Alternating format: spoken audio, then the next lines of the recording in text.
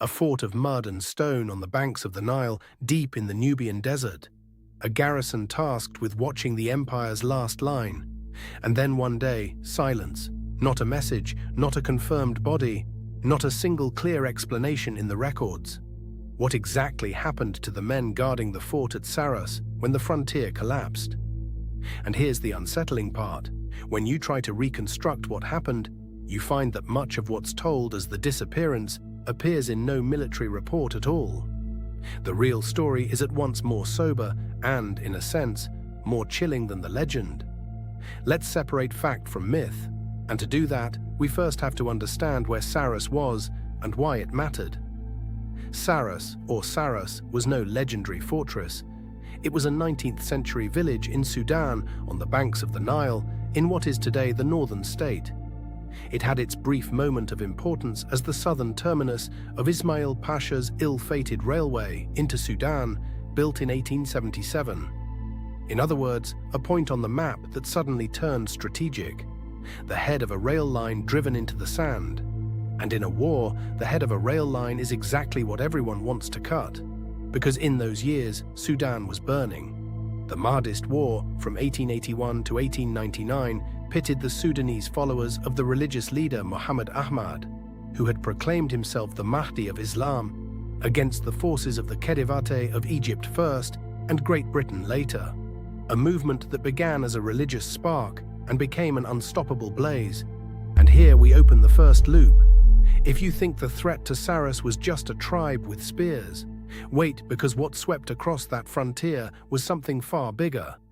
The Egypt that ruled Sudan was not loved.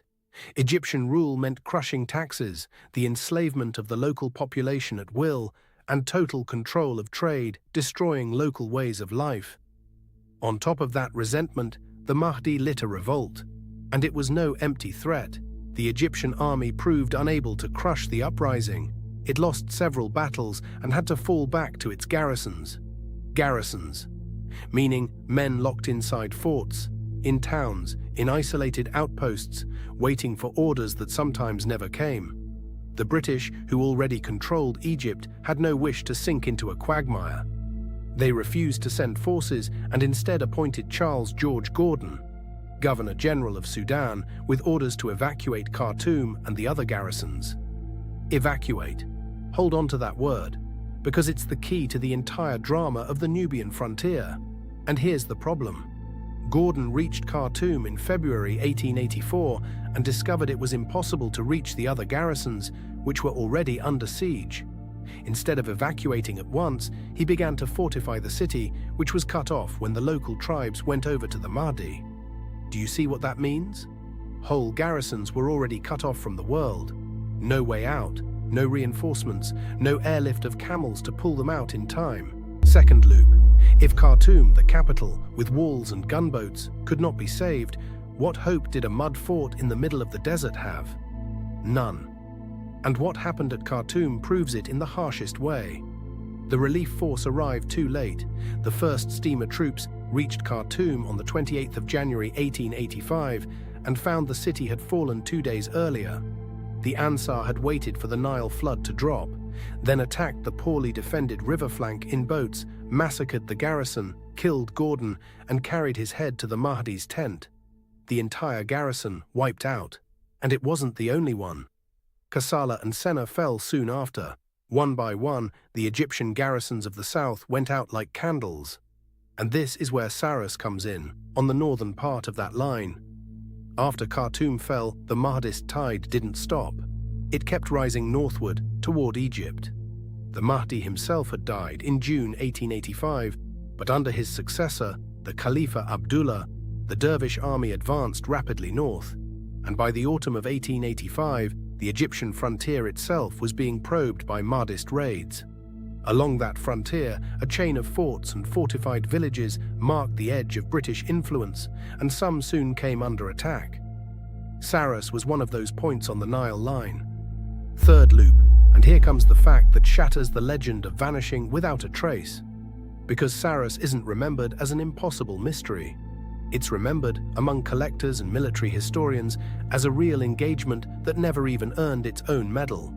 Several actions fought during the Egypt and Sudan operations were never recognized with a medal clasp. Sarras and Hashin are two of them. There's the clue. We're not talking about men who evaporated into nothing.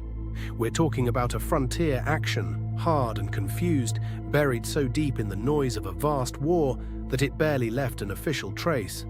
No clasp, no great chronicle, almost no names. And that, perhaps, is the true disappearance, not of the bodies, but of the memory. Sarras sat right in the hottest zone. In 1885, nearby Wadi Halfa entered a period of turmoil under the Mahdist War.